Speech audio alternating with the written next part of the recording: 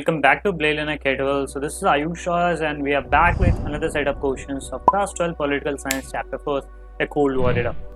So ये इस chapter का 4th सेशन है। इससे पहले हम लोगों ने 3 सेशन इस चैप्टर पे कंडक्ट कर रखा है, तो अगर आपने उन वीडियोस को नहीं देखा है तो डिस्क्रिप्शन में दिए गए लिंक से आप उन वीडियोस को जरूर देख सकते हैं। और हाँ, आपको बता दूं कि हम लोग पॉलिटिकल साइंस के साथ अदर सब्जेक्ट के एमसीक्यू को भी कवर कर रहे हैं, तो आप जो ब्लेल एंड K12 है उसके प्लेलिस्ट में जाकर अदर सब्जेक्ट को भी आप डिस्कवर कर सकते हैं, उन क्वेश्चंस को भी आप अटेम्प्ट कर सकते हैं।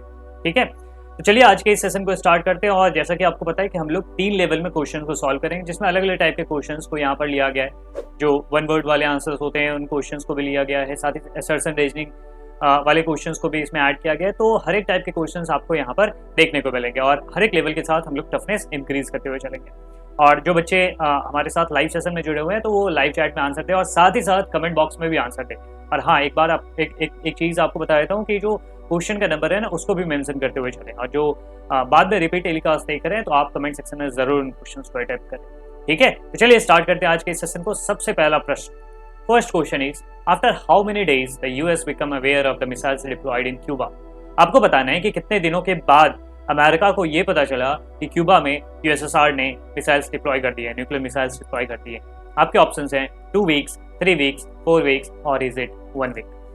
तो ये काफ़ी आसान सवाल है। आपने जो इस चैप्टर को पढ़ा होगा तो उसमें आपको पहले पेज में ही इसका आंसर मिल गया होगा।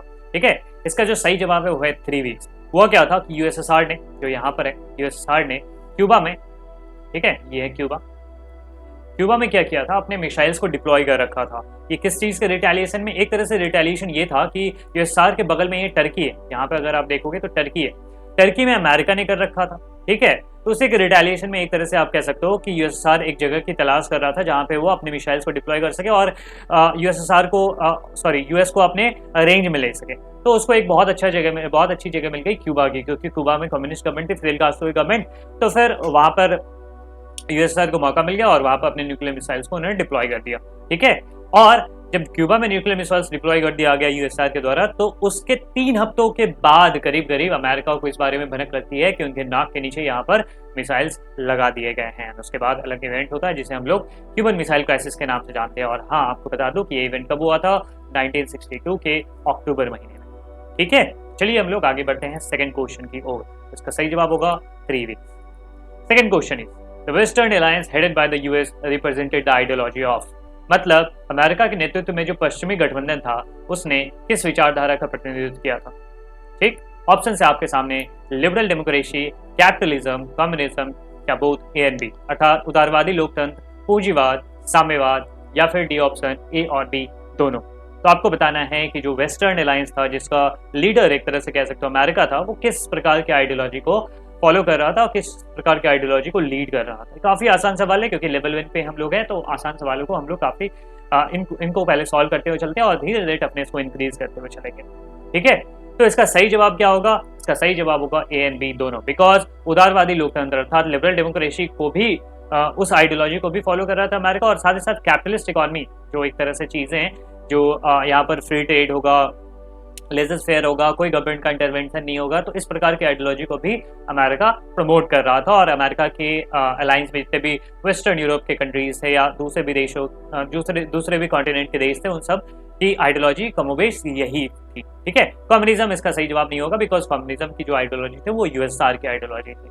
ठीक है, तो सही जवाब होगा option D, both A and B. Next question, third question पे हम लोग आते हैं, और third question Which of the following is not true regarding the Second World War? देखिए आपके सामने कुछ स्टेटमेंट दिए जा रहे हैं और आपको बताना है कि इनमें से कौन द्वितीय विश्व युद्ध से संबंधित नहीं है। इसमें से कौन सा जो स्टेटमेंट है वो द्वितीय विश्व युद्ध से संबंधित नहीं है या उसके लिए ट्रू नहीं है। ठीक है, पहला स्टेटमेंट है कि इट अकर्ड बिटवीन 1939 टू 1945।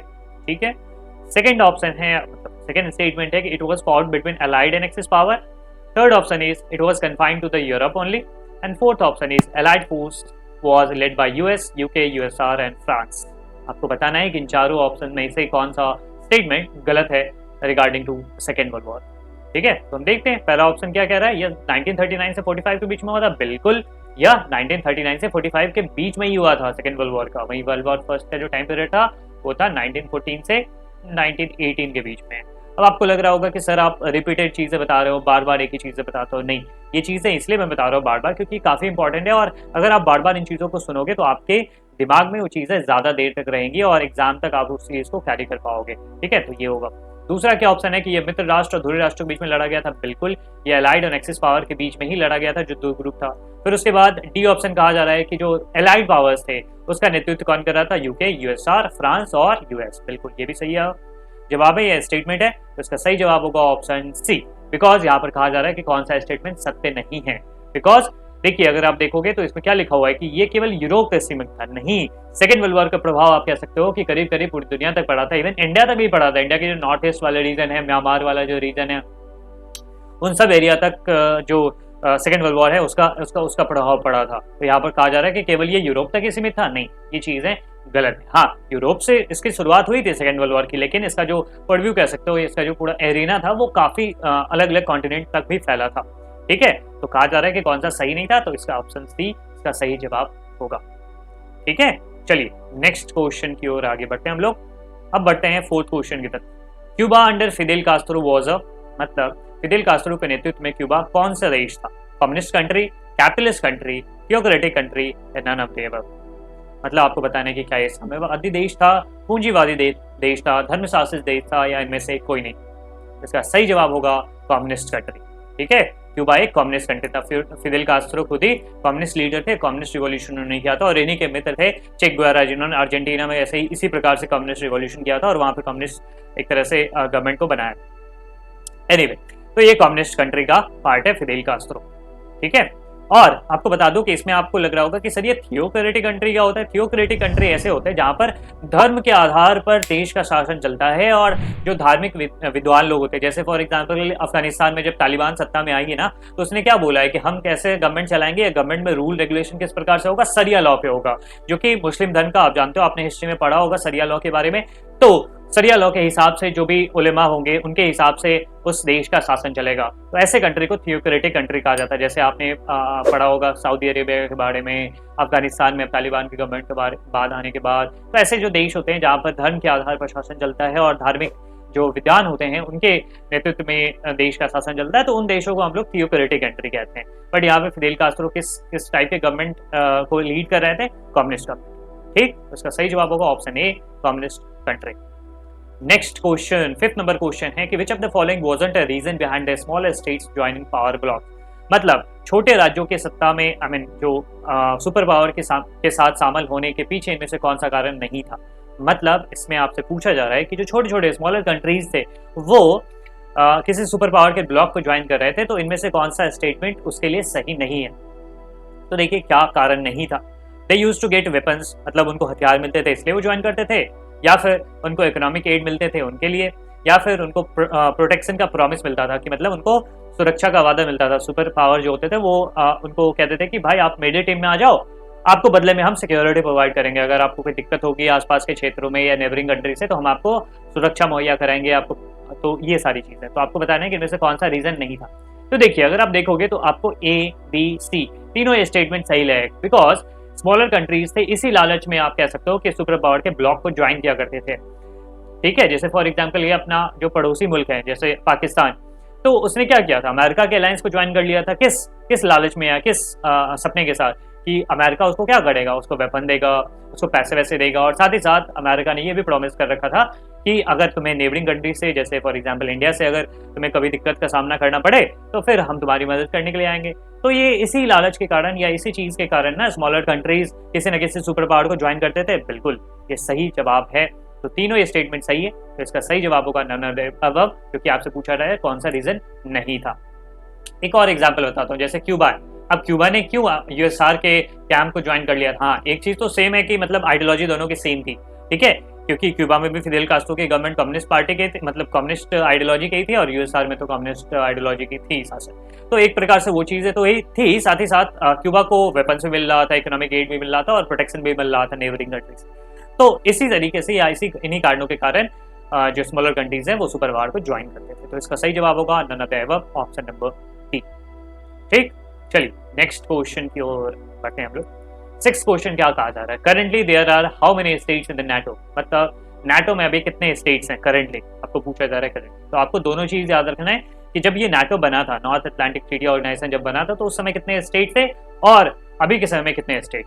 तो ऑप्शन ए 12, 25, 28 और 30। तो उसका जो सही जवाब होगा वो आपको पता होगा। आई होप कि आप लोग जवाब दे रहे होंगे कमेंट बॉक्स में भी, और साथ ही साथ अगर आप लाइव देख रहे हो तो लाइव चैट में भी। और हाँ, क्वेश्चन के नंबर को जरूर मेंशन कर दें, ठीक है। तो जैसे अगर आप इस क्वेश्चन का जवाब दे रहे हो तो 6, उसके बाद ऑप्शन नंबर लिखें, या ऑप्शन बी सी डी, इसमें से जो भी आपको आंसर लगता है तो वो। तो आपने जवाब दे दिया होगा। इसका सही जवाब है वो है option D, 30 states. Currently NATO में 30 स्टेट। चलिए जल्दी से आप लोग हमें बता दीजिए कमेंट सेक्शन में कि अभी जो नाटो में 30 स्टेट है, ये तो अभी की बात हो गई, लेकिन जब इनिशियली नाटो बना था, नॉर्थ अटलांटिक ट्रीटी ऑर्गेनाइजेशन, उस समय कितने स्टेट्स थे? मतलब इनिशियली कितने स्टेट्स को मिलाकर नाटो बना था, और किस साल बना था, और इसका पूरा नाम क्या है? मैं आपसे बार बार ये चीज़ें लिखने के लिए इसलिए कह रहा हूँ ताकि आप बार बार उस चीज़ को याद रख पाओगे, यार दिमाग में वो ज़्यादा दिनों तक चीज़ें बैठी रहेंगी, क्योंकि इसी प्रकार के क्वेश्चन आपको एग्जामिनेशन में पूछे जाएंगे, ठीक है। इससे बाहर क्या ही क्वेश्चन पूछा जाएगा? जितने क्वेश्चन मैंने कवर किया ना, तो उन क्वेश्चंस को ले लीजिए, और साथ ही साथ जितने कंसेप्ट मैंने बताए उन क्वेश्चंस के आसपास के, अगर आप उन चीज़ों को अगर आपने ध्यान से सुना होगा तो इससे बाहर क्वेश्चंस बनता ही नहीं है, और सीबीएसई पूछेगा ही नहीं, ठीक है। और अगर कुछ क्वेश्चन बाहर में आ गए फिर भी आप एलिमिनेट करके उन क्वेश्चंस को जरूर सॉल्व कर पाओगे, ठीक है। तो कोई प्रॉब्लम नहीं होने वाला है, तो इसलिए आप इन सेशंस को जरूर ज्वाइन करें और ध्यान से मेरी बातों को सुना करें। तो आपको बताना है कि कितने स्टेट्स इनिशियली थे, ठीक है। चलिए हम लोग आगे बढ़ते हैं सेवेंथ क्वेश्चन की तरफ। सेवेंथ क्वेश्चन है कि what is the expansion of CENTO, CNTO, ठीक है। ये भी एक ट्रीटी ऑर्गेनाइजेशन था, तो इसका पूरा नाम क्या है? Central eastern nuclear treaty organisation, central treaty organisation, और is it C central nuclear treaty organisation, और is it D central eastern northern treaty organisation? तो आपको बताना है कि इनमें से जो है वो सही जवाब क्या होगा सेंटो का, ठीक है। सेंटो का फुल फॉर्म क्या होगा? तो देखिए इसका जो सही नाम है वो है B, option B, central treaty organisation, central treaty organization, ठीक।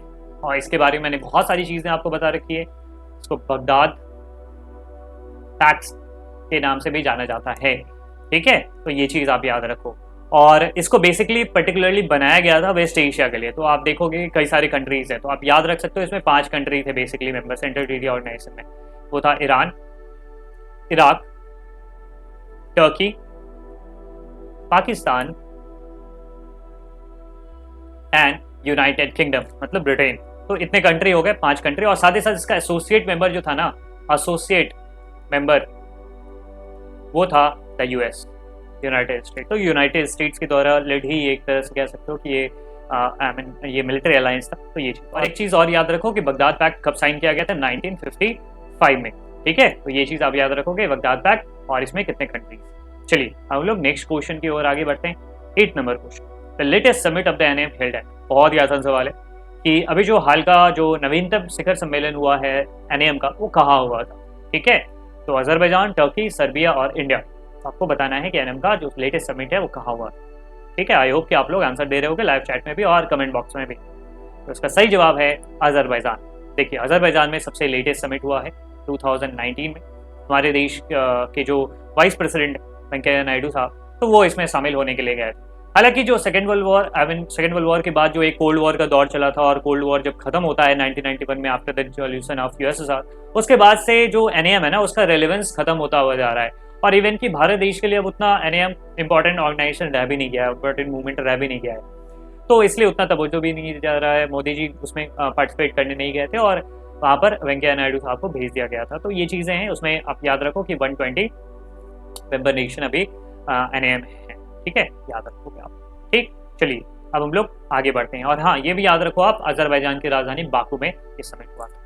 चलिए अब 9th क्वेश्चन पे चलते हैं, और ये क्वेश्चन है कि Suez canal crisis was related to which leader. मतलब स्वेज नहर का जो संकट था वो किस नेता से संबंधित था? टीतो, नाशेर, क्रुमा और सुकार्नो। तो देखिए अगर आपको नहीं पता होगा, फिर भी अगर आप एलिमिनेट करके चीज़ों को लगा सकते हो तो लगा दो। देखो स्वेज कैनाल कहाँ है, तो ये भी मैंने बता रखा है, इजिप्ट में, ठीक है। कब बना था? 1869 में बनाया गया था, ठीक है। और अब जब इजिप्ट में है तो इजिप्ट से रिलेटेड कौन से इसमें लीडर आ जाएंगे? इसके आएंगे गामेल अब्देल नाशेर। जो नाशेर थे वही इजिप्ट के जो लीडर थे उस समय। इसका सही जवाब होगा ऑप्शन बी, नाशेर। टीतो की अगर बात करें तो Tito was leader of Yugoslavia, Nkrumah was leader of Ghana and Sukarno was from Indonesia. तो ये चीज़। और वैसे आपको बता देता हूँ कि सुएज कैनाल क्राइसिस क्या था, तो ये 1956 में हुआ था बेसिकली। आपके बुक में इसके बारे में ज़्यादा डिटेल में नहीं दिया गया, लेकिन फिर भी आपको थोड़ा बहुत बता देता हूँ। सुएज कैनाल अगर आप देखोगे ना, तो अगर आप वर्ल्ड मैप निकालोगे तो ये यहाँ पर है सुएज कैनाल। सुएज कैनाल क्या करता है, रेड सी और मेडिटेरियन सी को जोड़ता है। और आप कहोगे कि जो यूरोप का जो एशिया के साथ ट्रेड होता है उसमें इसका बहुत रोल था। 19th सेंचुरी में बना था, 1869 में इसको बनाया गया था। और जब बनाया गया था ना, तो इसको फ्रेंच एंड इजिप्शियन जो से रूलर्स थे उनके द्वारा एक कंपनी थी, और तो वो इसका निर्माण करवाया था और वही इसका ओनरशिप है उनके पास रहा था। लेकिन जब इजिप्ट को पैसे की जरूरत हुई तो उन्होंने अपना स्टेक जो है, अपना जो एक तरह से कह सकते हो स्वामित्व जो था, ओनरशिप, उसको बेच देते हैं, और वो बेच देते हैं ब्रिटेन को। इसका मतलब ये हो गया कि सुएज कैनाल तो है इजिप्ट में, लेकिन उसकी जो ओनरशिप है वो फ्रेंच और ब्रिटेन के पास है। लेकिन जब गामेल अब्देल नासेर आते हैं, ठीक है, नासेर जब इजिप्ट के लीडर बनते हैं, तो उन्होंने क्या किया कि सुएज कैनाल को अपने कब्जे में कर लिया। कब्जे में कर लिया का मतलब क्या हो गया, उसको नेशनलाइज कर लिया था।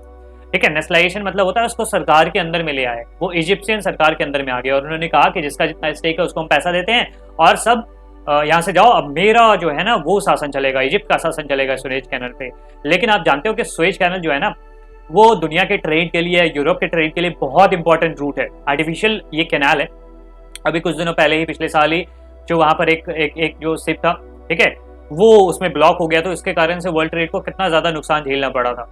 ठीक है, तो ये चीजें होती है, सुएज कैनाल इतना ज्यादा इंपॉर्टेंट है। तो फिर इजिप्शियन जो लीडर थे नासेर, उन्होंने इसको नेशनलाइज कर दिया था, सरकारीकरण कर दिया था। तो फ्रेंच और ब्रिटेन वाले जो थे वो इसके खिलाफ उन्होंने लड़ाई फिर शुरू कर दी। तो फ्रांस, ब्रिटेन और उसके साथ मिल गया इसराइल। इसराइल के साथ तो दुश्मनी चलती ही रहती है इजिप्ट की। तो ये तीनों कंट्री मिले, फ्रेंच, ब्रिटेन और इसराइल, और इन्होंने इजिप्ट के पे हमला कर दिया। और उसके बाद ये लड़ाई चली। तो ये लड़ाई कब चली थी, 1956 में। इसको सेकंड अरब इजराइल वॉर के नाम से भी जानते हैं। ठीक है, तो ये चीज हुआ था 1956 में। और उसके बाद फिर यूएस इंटरवीन करता है, यूनाइटेड नेशन भी अपनी पीसकीपिंग मिशन भेजता है। तो उसके बाद ये संकट दूर हुआ था। लेकिन इस चीज के बाद ना, एक तरह से कह सकते हो, नासेर का जो कद है ना वो बहुत बढ़ गया था। अरब देशों में नासेर को बहुत रिस्पेक्ट दिया जाने लगा और लोग उनको काफी अरब नेशनलिज्म के एक बड़े पायोनियर लीडर के तौर पर मानने लगे। ठीक है, तो ये चीज मैंने आपको बैकग्राउंड बता दिया। तो आप याद रखोगे सुएज कैनाल क्राइसिस कब हुआ था, 1956 में, और उससे रिलेटेड लीडर का नाम था गामेल अब्देल नासेर। लेवल फर्स्ट के अब हम लोग लास्ट क्वेश्चन की ओर आगे बढ़ते हैं, और क्वेश्चन है कि which leader hosted the Bandung conference in 1955। Bandung conference को किस लीडर ने होस्ट किया था? टीतो, नासेर, क्रुमा और सुकार्नो। ये बहुत ही आसान सा सवाल है और आई होप कि आप लोग जवाब दे रहे होंगे। इसका जो सही जवाब होगा वो होगा सुकार्नो। बिकॉज बैंडोंग कहाँ है? Bandung is a city situated in Indonesia. तो इंडोनेशिया के जो प्रेसिडेंट होंगे वही इसको होस्ट करेंगे ना, तो इसका सही जवाब होगा सुकार्नो।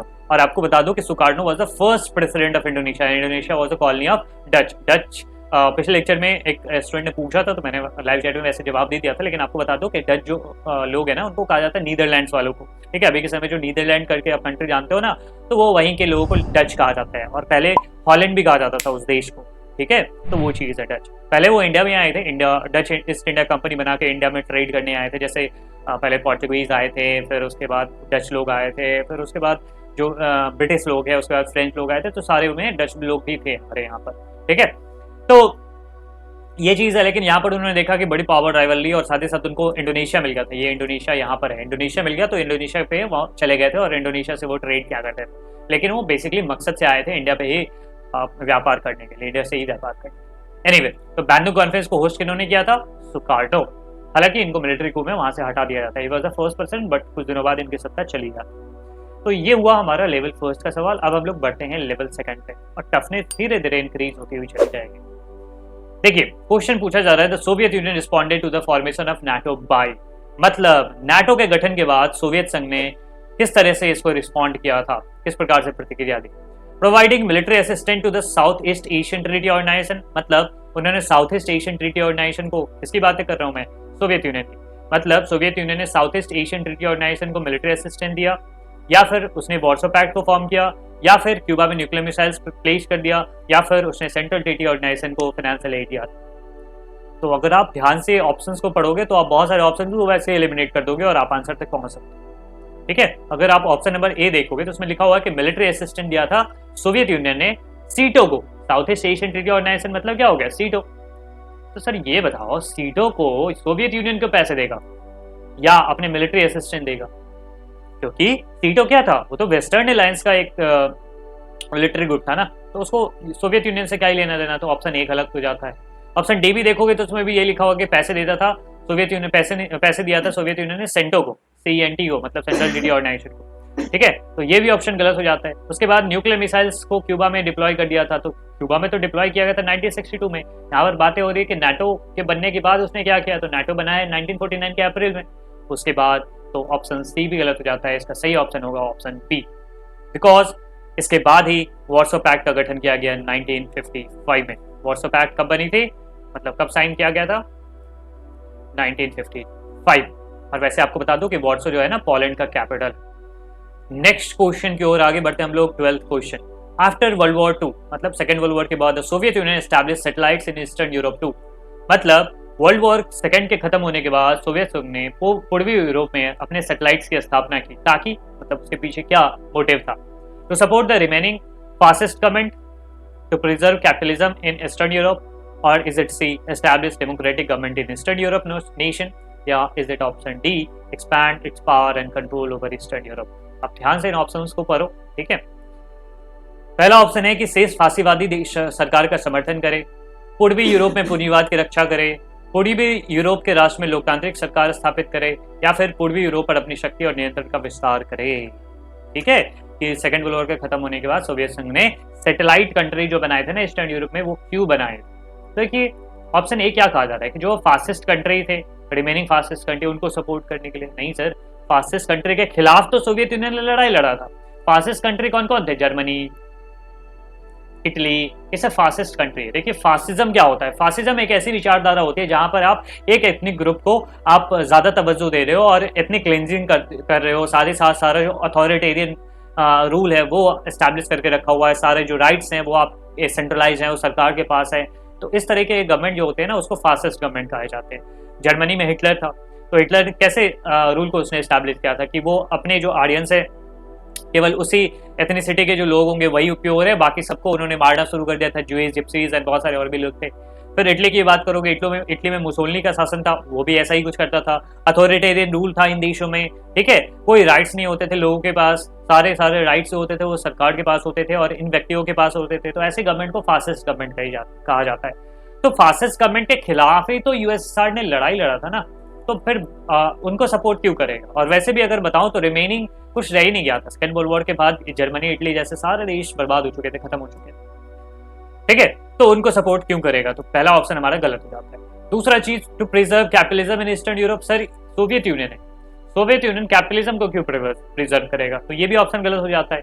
नेक्स्ट है option number C, establish democratic government in eastern Europe nation. नहीं सर, मैम आप समझो इस चीज को, सोवियत यूनियन की जो आइडियोलॉजी थी ना वो आइडियोलॉजी थी कम्युनिज्म की। और कम्युनिज्म में क्या होता है कि डेमोक्रेसी जैसी कोई चीज़ें नहीं होती है, सिंगल पार्टी रूल होता है, कोई राइट्स नहीं होते इंडिविजुअल्स के पास, कोई इकोनॉमिक राइट, कोई पॉलिटिकल राइट, कुछ चीज़ें नहीं होती है, मल्टी पार्टी सिस्टम नहीं होता है।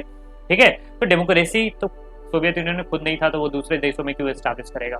इसका जो सही जवाब होगा वो होगा option D, to control over eastern Europe and expand its power, मतलब अपने पावर को एक्सपैंड करने के लिए, बढ़ाने के लिए, और साथ ही साथ ईस्टर्न यूरोप पे कंट्रोल करने के लिए सोवियत यूनियन ने बहुत सारी कंट्रीज के साथ अलायंस बनाया था और उन कंट्रीज को सैटेलाइट नेशन बोला जाता था। ठीक है, आप ये चीज समझो, सैटेलाइट नेशन मतलब क्या होते हैं कि उनके डोमिनेट उनके इन्फ्लुएंस में रहेंगे। ठीक है, जैसे मान लो कि इसको आप आसान भाषा में ऐसे समझ सकते हो, जैसे धरती है, ठीक है, तो उसकी जो सैटेलाइट है वो कौन है, मून है।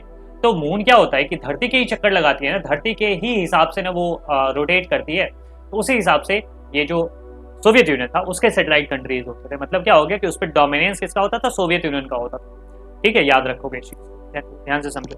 यूएसएसआर जो था वो union of Soviet socialist Republic, वो 15 कंट्री को मिला के था या 15 रिपब्लिक्स को मिला के था। लेकिन वो तो ठीक है यूएसएसआर है, लेकिन उसके अलावा भी बहुत सारे कंट्रीज हैं जिसपे सोवियत यूनियन का डोमिनेंस चला करता था, जैसे पोलैंड हो गया, बुल्गारिया हो गया, तो ऐसे कई सारे देश थे। आप मैप में देखोगे तो आपको पता चल जाएगा, चेकोस्लोवाकिया हो गया, तो उन सब देशों पे होता था। तो वो सब देश जो है ना वो सब सैटेलाइट कहलाया जाता है, वो यूएसएसआर के पार्ट नहीं है। यूएसएसआर में 15 रिपब्लिक है, वो तो अपना एक यूनियन है ही, लेकिन उसके बाद और भी वेस्टर्न यूरोप के जो कंट्रीज थे उसको यूएसएसआर ने अपने डोमिनेंस में रखा हुआ था, तो उन कंट्रीज को सैटेलाइट नेशन कहा जाता है। तो ऐसा क्यों बनाया था यूएसएसआर ने, तो यही तो क्वेश्चन पूछा जा रहा है आपके साथ कि, तो इसका सही जवाब होगा कि अपने पावर को एक्सपैंड करने के लिए और ईस्टर्न यूरोप पे अपना कंट्रोल जमाए रखें। ठीक, चलिए अब हम लोग 13 क्वेश्चन पे चलते हैं। 13 क्वेश्चन कहा जा रहा है कि during cold war era many Afro Asian nation were part of the NAM because, मतलब आपसे पूछा जा रहा है कि शीत युद्ध के दौरान कई सारे जो एफ्रो एशियाई देश थे वो एनएएम का हिस्सा बन गए थे। क्यों? कारण आपको बताना है। They wanted to be the aligned with the US, मतलब वो अमेरिका के साथ गठबंधन करना चाहते थे इसलिए वो एनएएम का हिस्सा बने, या फिर वो शीत युद्ध की प्रतिद्वंदिता से दूर रहना चाहते थे, मतलब they wanted to stay away from the cold war rivalry, या फिर वो यूएन से डरते थे, या फिर उन्हें पश्चिमी यूरोपीय देशों से तकनीक की जरूरत थी इसलिए वो एनएएम का हिस्सा। तो ये काफी आसान सा सवाल है और इसका जवाब आई होप आप लोग दे रहे होंगे। ठीक है, ये तो ऑप्शन होगा ही नहीं। जब अमेरिका के साथ गठबंधन करना चाहते हो तो आप नाटो में ज्वाइन कर लो, सीटो ज्वाइन कर लो, सेंटो ज्वाइन कर लो, आप एनएएम का हिस्सा क्या बनो? एनएएम मतलब ये होता है नॉन अलाइंड मूवमेंट, ठीक है, जिसको हिंदी में कहते हैं हम लोग गुट निरपेक्ष, मतलब किसी गुट का हम लोग हिस्सा नहीं बनेंगे। ठीक है, गुट निरपेक्ष आंदोलन कह सकते हो इस चीज को। ठीक है, तो आप अमेरिका के साथ क्यों जाओगे? या संयुक्त राष्ट्र से डर के थोड़ी बनाए थे ये लोग, या फिर उन्हें पश्चिमी यूरोप देश से तकनीक की जरूरत है इसलिए वो एनएएम का हिस्सा थोड़े थे। इसका जो सही जवाब होगा वो होगा ऑप्शन डी, बिकॉज वो कोल्ड वॉर की जो राइवलरी थी, पावर पॉलिटिक्स था, ग्लोबल जो एक तरह से कॉन्फ्लिक्ट का सिचुएशन था, उससे वो दूर रहना चाहते थे। ठीक है, उसका सही जवाब होगा ऑप्शन बी। क्लियर? चलिए नेक्स्ट क्वेश्चन की ओर आगे बढ़ते हैं और 14 नंबर क्वेश्चन पे हम लोग देखते हैं कि क्या है। US policy to provide military and economic aid to countries threatened by communism was, मतलब यूएस की जो पॉलिसी जिसके अंतर्गत आप कह सकते हो कि मिलिट्री और इकोनॉमिक एड दिया जाता था उन कंट्रीज को जो कि कम्युनिज्म से संकटग्रस्त देश थे, मतलब कम्युनिज्म से एक तरह से उन पे डर था कि कम्युनिज्म वहां पर फैल जाएगा। इस पॉलिसी को क्या कहते हैं हम लोग? Monroe doctrine, Truman doctrine, Brezhnev doctrine या निक्सन डॉक्ट्रिन। तो आपको बताना है कि इनमें से कौन से डॉक्ट्रिन के अंतर्गत यूएस पॉलिसी का निर्धारण होता था ताकि जो कम्युनिज्म है उसको कंटेन करा जाता था, उसके एक्सपेंशन को रोका जाता था। ठीक है, तो मैंने इसके बारे में कई बार बता रखा है। इस डॉक्ट्रिन को हम लोग क्या कहते हैं? Truman doctrine. ट्रूमन डॉक्ट्रिन मतलब यूएस की policy to contain the spirit of communism, की दुनिया में कम्युनिज्म के स्पिरिट को हमें रोकना है। ठीक है, और इसी डॉक्ट्रिन के अंतर्गत जो मार्शल प्लान है उसके अकॉर्डिंग जो वेस्टर्न यूरोप के कंट्रीज थे उनको कई सारे पैसे दिए गए थे, जिसमें ग्रीस और टर्की सबसे पहला नाम था। ठीक है, तो ट्रूमन डॉक्ट्रिन आता है 1947 में, और जो इसी के अंतर्गत आप कह सकते हो मार्शल प्लान आया था, वो चला था करीब 1947 से 52 के बीच, जिसमें वेस्टर्न यूरोप के कंट्रीज को इकोनॉमिक एड दिए गए थे। ठीक, चलिए 15th क्वेश्चन पे हम लोग चलते हैं। इसका सही जवाब तो आपने देख लिया, Truman doctrine. Truman was the president of US at the time, Harry Truman. Next, which set of countries belong to the NATO groups? NATO के पार्ट इनमें से कौन कौन कंट्रीज? पोलैंड, ब्रिटेन, रोमानिया, और इज इट यूएस, चेक republic, France, और is it Britain, France, west Germany, और is it Spain, France, east Germany? तो आपको बताने कि इनमें से कौन से ग्रुप नाटो को बिलोंग करते हैं। तो देखिए, अगर आपको नहीं पता फिर भी आप एलिमिनेट कर सकते हो कुछ ऑप्शन, जैसे Poland, Britain, Romania. Sir Poland की तो राजधानी थी वॉर्सो, तो वो नाटो का हिस्सा क्यों बनेगा? वहीं पर तो वॉर्सो पैक्ट साइन हुआ था, तो ऑप्शन ए गलत हो जाता है। दूसरा देखोगे तो यूएस, चेक रिपब्लिक और फ्रांस।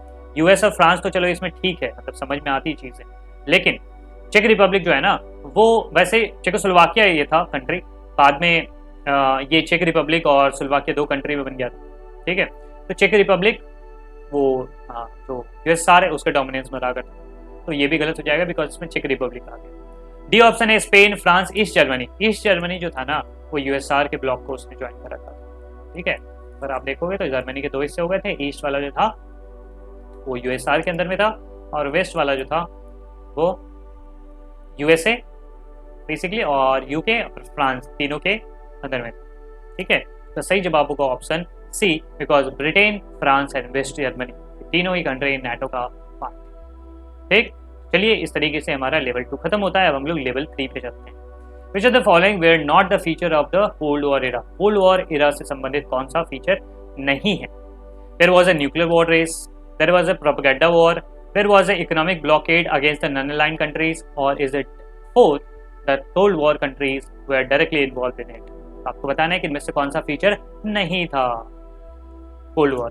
तो देखिए, there was a nuclear war race, there was a propaganda war, मतलब ये प्रचार युद्ध था, या फिर there was a economic blockade against the non-aligned countries, or is it fourth, the Cold War, the third world countries were directly involved? तो आपको बताने कि उनमें कौन सा फीचर नहीं। तो हम लोग एक एक करके देखते हैं। कि पहला स्टेटमेंट क्या है, there was a nuclear war test, बिल्कुल, तो ये भी तो था ही, तो ये भी तो नहीं होगा बिकॉज हमसे नॉट पूछा जा रहा है, तो ये तो था ही। There was a propaganda war भी था, ये भी नहीं होगा। There was a economic blockade against the non line countries, बिल्कुल ऐसा कुछ तो था नहीं ना, आपने कहीं नहीं पढ़ा कि ऐसा है कि जो नॉन लाइन कंट्रीज है उन पे इकोनॉमिक ब्लॉकेड लगा दिया गया, उनके साथ कोई ट्रेड नहीं करेगा, उन पे इकोनॉमिक सैंक्शन लगा दिया गया, तो ये चीज़ें नहीं थी पूछा जा रहा है, तो इसलिए ये चीज़ें नहीं थी। और third world countries were directly involve in it, ठीक है, ये भी फीचर नहीं था कोल्ड वॉर का, थर्ड वर्ल्ड कंट्री डायरेक्टली इसमें इन्वॉल्व नहीं थी भी तो इनडायरेक्टली इन्वॉल्व थी, तो उसका सही जवाब होगा option C, third and fourth, because both are not one of the feature of the cold war era. ठीक, सही जवाब होगा option C. Next question, USSR and USA signed many agreements to limit nuclear and non-nuclear weapons in 1960s. USSR और USA ने परमाणु जो एक तरह से प्रसार है उसको सीमित करने के लिए कई समझौते पर हस्ताक्षर किए थे 1960s में। उसके बाद रीजन बताया जा रहा है कि Cuban missile crisis put both super power at the brink of nuclear war, मतलब क्यूबन मिसाइल क्राइसिस ने दो महाशक्ति को परमाणु युद्ध के कगार पर खड़ा कर दिया। तो पढ़ना है हमें, पहले स्टेटमेंट फर्स्ट की ओर चलते हैं। तो US and USSR both signed many agreement to limit nuclear and non-nuclear weapons in 1960। बिल्कुल ये सही जवाब है, क्योंकि आप देखोगे तो उसी साल मतलब उसी के शुरुआत में 1963 में जो ट्रीटीज हैं उसकी शुरुआत हो जाती है, LTBT की शुरुआत हो जाती है, लिमिटेड टेस्ट बैंड ट्रीटी की। 1968 में फिर NPT साइन कर दिया जाता है, तो ये चीज़ है। तो आप देखोगे फिर एंटी बैलिस्टिक मिसाइल ट्रीटी जो होता है वो भी साइन कर दिया जाता है, तो बिल्कुल बहुत सारे ट्रीटीज हुए थे। स्टेटमेंट 2 देखते हैं, क्यूबन मिसाइल क्राइसिस ने दोनों सुपर पावर को न्यूक्लियर वॉर के मुहाने पे लाके खड़ा कर दिया था, उसके कगार पे लाके खड़ा कर दिया था, बिल्कुल ये भी स्टेटमेंट सही है। तब अब हम लोग देखते हैं कि सी और डी ऑप्शन तो नहीं होगा। अब देखते हैं कि असर्शन का क्या सही एक्सप्लेनेशन है, रीजन, बिल्कुल ठीक है, या उससे रिलेटेड है रीजन, बिल्कुल, क्योंकि अगर आप देखोगे कि इसी क्यूबन मिसाइल क्राइसिस के बाद ही इन दोनों देशों को समझ में आई चीजें कि हमें जो है ना बहुत सारे ऐसे न्यूक्लियर मतलब उनको समझ में आ गया कि न्यूक्लियर वॉर हो सकता है अगर हम इसी प्रकार से अपने न्यूक्लियर वेपन्स को बढ़ाते हुए चलेंगे, और कहीं भी ऐसा संकट आ गया तो हम लोगों दोनों ही देशों को न्यूक्लियर वॉर झेलना पड़ सकता है। और इसी कारण से क्यूबन मिसाइल क्राइसिस के बाद ही आप देखोगे बहुत सारे संधि पर हस्ताक्षर होने शुरू हो जाए, ठीक है, तो ये रीजन बिल्कुल सही है। तो इसका जो सही जवाब होगा both the assertion and the reason are correct and the reason is the correct explanation of the assertion. ठीक, तो आई होप ये चीजें आपको क्लियर हो गई होंगी। अब हम लोग क्वेश्चन नंबर 18 पे चलते हैं। यहाँ पर कहा जा रहा है असर्शन में कि NAM gave newly decolonized nation an option to not to join any superpower bloc, मतलब NAM ने, गुटनिरपेक्ष आंदोलन ने, जो न्यूली डीकॉलोनाइज नेशन थे, नए नए आजाद हुए देश थे, उनको एक ऑप्शन दिया कि आप किसी सुपर पावर को ब्लॉक ना करके आप हमारे साथ आ जाओ, ठीक है, ये ऑप्शन क्रिएट किया, थर्ड ऑप्शन, कि आप ना तो यूएस के ब्लॉक को ज्वाइन करो ना USSR के ब्लॉक को ज्वाइन करो, बल्कि एक थर्ड ऑप्शन क्रिएट कर दिया।